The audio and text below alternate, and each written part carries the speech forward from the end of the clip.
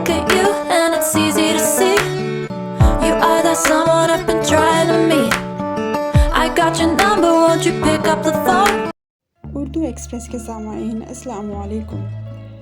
حضرت شیخ سعدی رحمہ اللہ تعالی عنہ ان دنوں روبان کے علاقہ میں تھے۔ فرماتے ہیں کہ ایک دن اچانک میرے سامنے ایک ایسا شخص آ گیا جو چیتے پر سوار تھا۔ میں خوف سے تھر تھر کانپنے لگا۔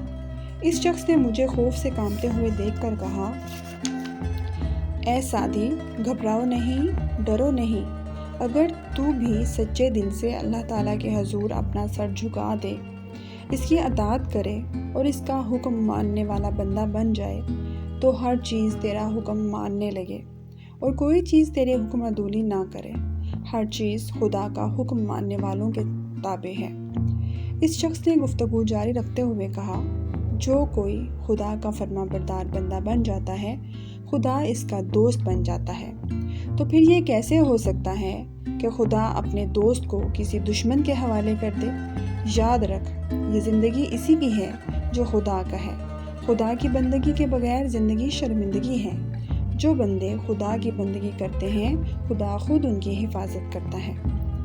حضرت سعدی رحمہ اللہ تعالیٰ عنہ اس حکایت میں چیتے پر سواری کرنے والے بزرگ کے حوالے سے اس کی کرامت کا یہ راز بیان کرتے ہیں کہ دنیا کی ہر چیز خدا کے تابع فرما بندے کے تابع ہے، یہاں تک کہ درندے بھی ان کا ہر حکم مانتے ہیں۔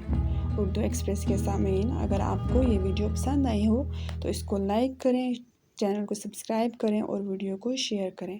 کمنٹ کر کے ہمیں ضرور بتائیے گا کہ آپ کو یہ ویڈیو کیسی لگی، تاکہ ہم مزید اچھی ویڈیوز آپ کے سامنے لا سکیں۔